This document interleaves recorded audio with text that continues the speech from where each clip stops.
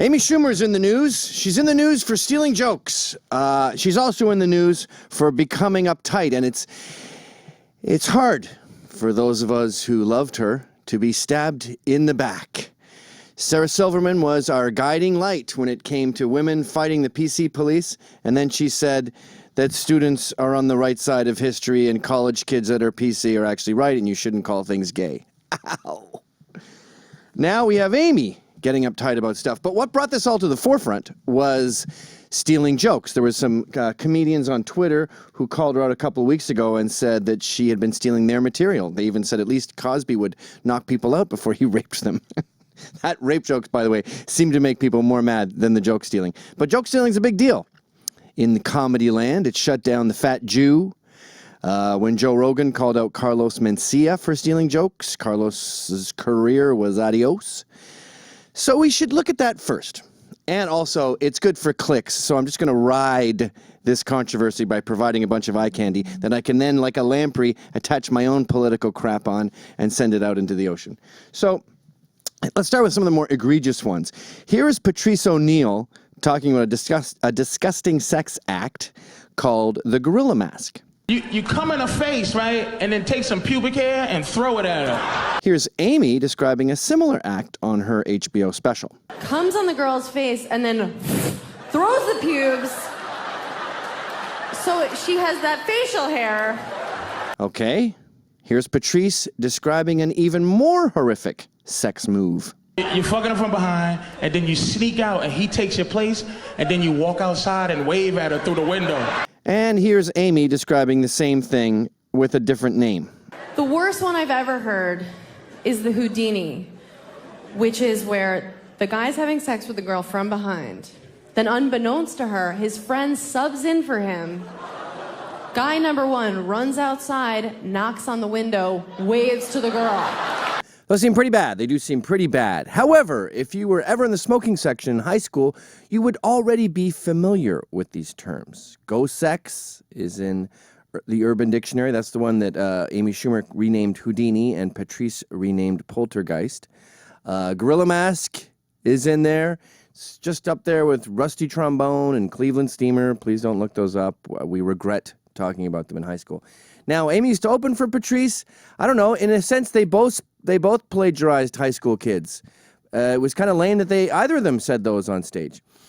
The problem with Amy's plagiarism here is the sheer number of them. Here's a much more crystal clear example from John Mulaney. Blacking out is when you drink so much that your brain goes to sleep, but your body gets all Eye of the Tiger and soldiers on. Now here's Amy. And I black out when I drink. Isn't that the worst? No, your mind goes to sleep, but your body's like, tonight is my night. Now, the three women who started this whole thing, Kathleen Madigan, Tammy Pescatelli, and Wendy Liebman, list many cases like that. Here's the worst one, I think, from Wendy Liebman.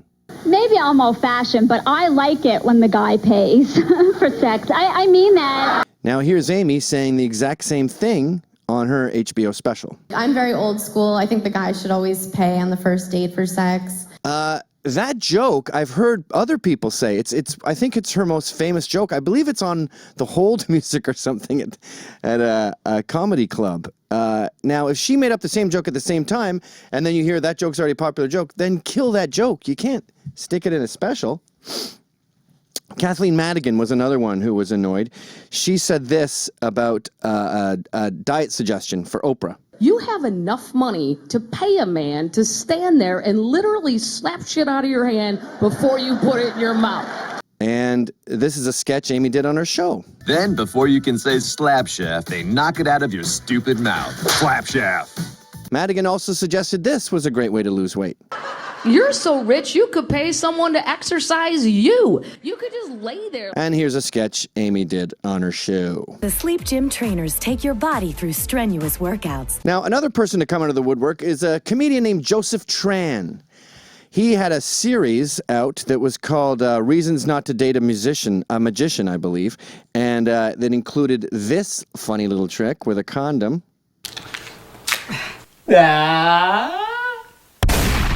And it included this coming out of a vagina. Oh. Ooh. Here's Amy doing the condom bit on her show. No glove, no love. Please. Amy, you make me feel like an animal. And here's Amy doing the vagina thing. Ugh. Oh my God. No. Now, I don't know. Not a lot of people have heard of Joseph Tran's. I hadn't until this came out. Joseph Tran. Oops. It's a tough call. What's going on here? You got to remember that Amy Schumer has a massive team of writers writing on these things. All dudes, it seems. One of the best ones was this sketch about not wearing makeup. Which I believe won her an Emmy, which I think should have gone to Kurt Metzger, because I'm pretty sure he's the one behind that.